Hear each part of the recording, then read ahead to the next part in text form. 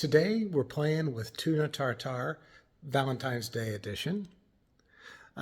So we were recently in Vegas and had a tuna tartare at a celebrity chef restaurant, not to be mentioned. And it was pretty good. It had some flavors of, was it smoked paprika? Was it Calabrian chili? I don't know. But anyway, we're going to do a riff on that. And then we're going to play with a few other things. Okay, remember we're playing with food.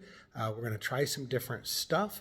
Some of it really works. A couple things are a little bit of a miss. But anyway, get to the end about 2 minutes from now, and we'll do a debrief, and you'll kind of see how everything turned out. But again, having had this, it's worth doing.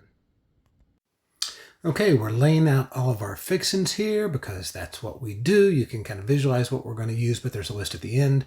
We're going to start our slicing and dicing. There's not a lot of cooking in this, but there's a lot of tasting, and you get the flavors to where you want them. In this and the avocado salad, we're going to have a little less Asian flavor. There is some rice vinegar in there because the lime was a little bit bitter.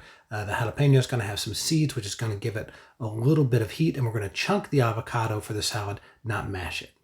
Okay, I'm going to derail this for just a second and go back out to that Vegas restaurant where we followed the tartare with a croque madame, which was substantial, but there was a cheese that was a sauce or was in the bread and was kind of gritty, and it made me think when I was playing with a croque madame and put the cheese inside the ham, and that was fantastic. Grilled that all up on a home toasted bread, a little bit of Dijon mustard because it's French, and fantastic it was. No more detour. We're back into our tuna portion. We have some ginger chopped up here, getting those Asian flavors in. Be careful with the sesame oil. It can be strong. There's some parts of that tuna that I didn't like the look of. Wasn't as dark as rich, had a little bit of sinew in it, so I set that aside. We'll play with that later, figure out something to do with it. We've got this all mixed up to taste. There goes in our smoked paprika. We're going to get in the pan and we're going to show what we're drinking. We're going to toast these up in a little bit of olive oil. Once we flip them, we're going to put a little bit of the smoked paprika right on these. It'll enhance that, kind of doubling down on that flavor, and it was really good. It's not hot, a little pinch of salt to hit that. We're going to show you the sprouts, which you do not use. Please don't even try it.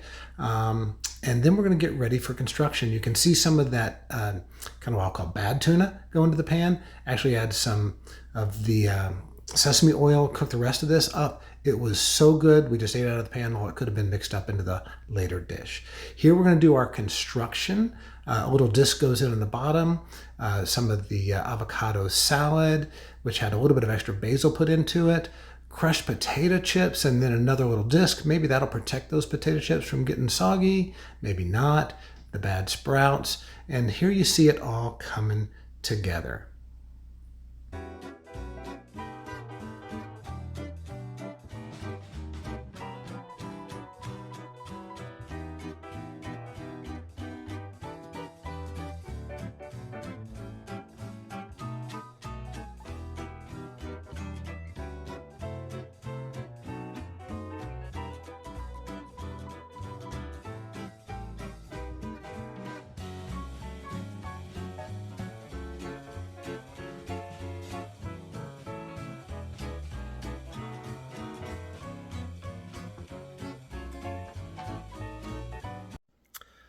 Okay, we played with that tuna tartare, Valentine's Day edition, and what worked was absolutely the flavor. It was amazing, especially eaten together as one bite.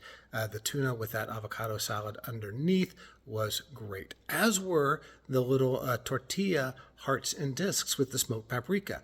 I would make more of those and utilize that for the serving vessel for the entire dish. What didn't work, sprouts, forget about it. Also some construction stuff, putting a little tortilla between the layers, thinking it might keep the potato chips crunchy. Not going to do it. So you could leave that disc out, but you might keep the one at the bottom because that allows you to reposition it on the plate if you wanted to for appearance purposes, if you need to shift it. And then also, kind of for appearance, kind of for taste, in the recipe notes, I mentioned maybe putting in to that avocado a little bit of fresh mango or maybe a grilled peach, which could be delicious, but everybody might not like that. But you could individualize it. So you can customize it and make that little bottom different for everybody. You could even do that with the top, I guess.